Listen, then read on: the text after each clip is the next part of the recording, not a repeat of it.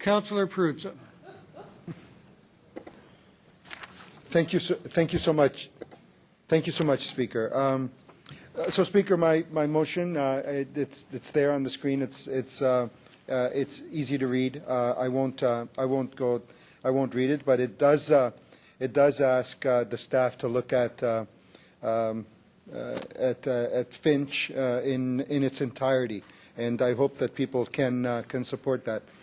First of all, Speaker, I'd like to take the opportunity to really sort of thank all of the people over the last year or so who have come out with us in signing petitions and keeping this issue so very much alive, especially in our neighborhoods, because it's so important. It's so important to do, and an awful lot of folks helped us out with some of that work, and I just want to make sure that they are all recognized for their efforts in having done that. Speaker, I'm just going to focus in on the transit plan and really mostly how it relates to Finch Avenue West. As you know, the original transit line for Finch Avenue West, which included funding from the province, ran from Yonge Street all the way out to Humber College. And the Metrolinx plan actually takes it much further east than Yonge Street. But you know, as the funding got whittled down by the provincial government for the entire project, Finch, to some degree, as well as Eglinton and some of the other lines, got whittled down as well. And now what we're really talking about is a line that runs from Keele Street to Humber College and hopefully eventually back out eastward and westward. Finch Avenue West, Speaker, is the busiest bus route in the city. The 36 bus carries more people than any other route in the city of Toronto. In fact, during the rush hour periods when all those buses are out on the roadway, if you line them up end to end, they're about 800 meters long. That's how many buses we have on Finch Avenue West, and many of them during the peak hours they're just full, completely full and congested. And what happens to these buses? Well, during the peak hours, they bunch up because they're meandering in traffic, and they often, you know, you're standing at a bus stop and you'll get 2, 3, 4 buses that come by in a row, and then you'll be standing there for long periods of time because it's a system that doesn't really work very well. And when the TTC looked at this, they looked at putting, you know, a transit system on its own, a dedicated right-of-way that served the transit users on Finch, but also to some degree made it better for other users of the road as well, because it created a widening of Finch, it eliminated a lot of left turns, and so on and so forth, provided a much better streetscape, all the things that are desirable to bring into a neighborhood. So while we got improved transit, we also got an improved roadway. And quite frankly, this is a stretch of Finch, when you look at Keele to Humber College, that runs through some of the poorest and neediest neighborhoods in the city with high transit use. And the service is really poor. It doesn't matter. You can continue to add buses on Finch Avenue. They'll continue to get stuck in traffic, and they won't provide better service for folks. It just doesn't happen. They added buses to Finch, and it hasn't made it better, Councillor Mamalidi. In fact, it's very much the status quo in many regards. So that's why it's so important for us to get this project back on track. Why is it so important for us to make this decision today? I just want to go back to some of the history related to some of these projects, and I think that people often lose track of time as it relates to major capital initiatives like this. The Spadina subway extension, which is currently under construction, basically took, I think, from the day it got announced in 1986 to when it's going to open in 2015, some 27 years. 27 years. That's like a lifetime. 27 years between when it was first announced to when we're actually going to realize a subway extension, the Spadina subway extension. When everybody was saying some years back, Speaker, I'd like an extension, please. An extension has been requested. There will be a recorded vote.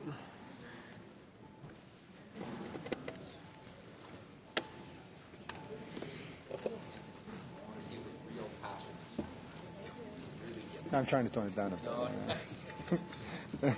Yeah. I disagree with everything he said. Councillor Mammoliti, please. Councillor Crawford, please, and Councillor Robinson.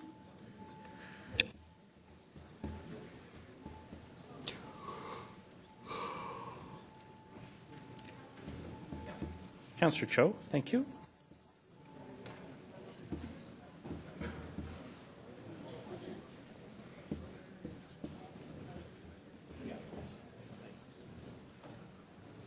The motion to extend the Speaker's time carries 23-1. Councillor Perruzza. So, Speaker, just picking up on that point, 27 years. I, as I'm sure everyone else here on this council, would love to have a subway under every major road in the City of Toronto.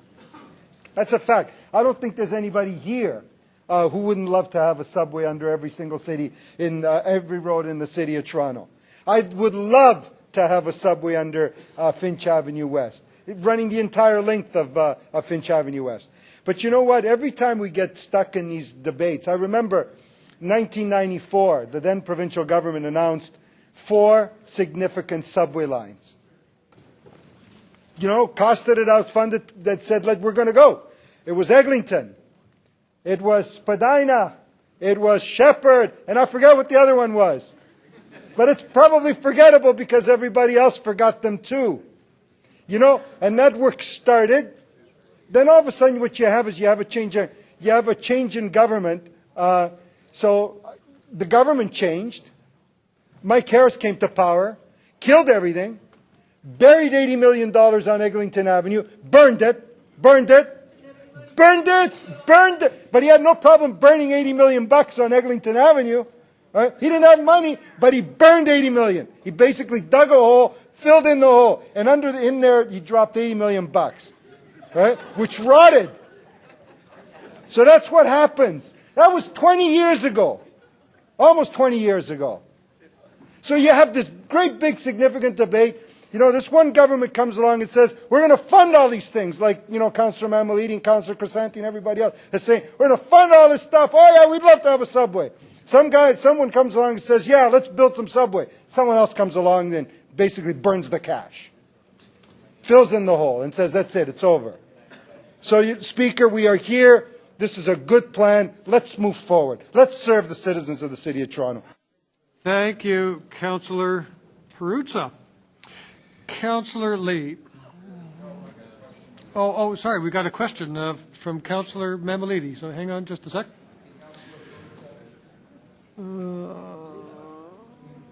Oh gosh. Anthony.